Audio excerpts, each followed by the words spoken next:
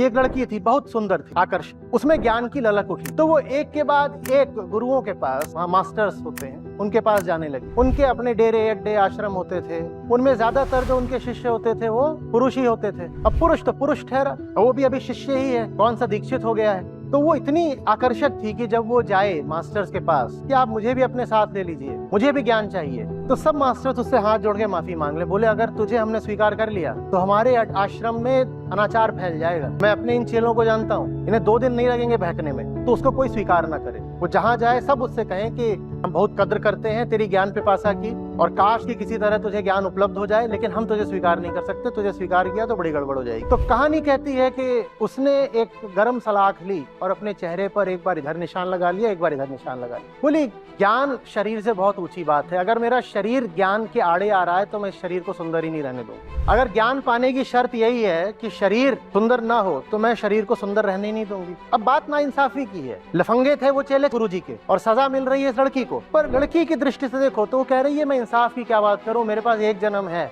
और मुझे जानवर की तरह नहीं जीना है, मुझे ऊंची बातें जाननी है, और ऊंची बातें मैं इसलिए नहीं जान पा रही क्योंकि ये देह बड़ी आकर्षक है। बोली मैं इस देह को नहीं रहने दूंगी आकर्षक।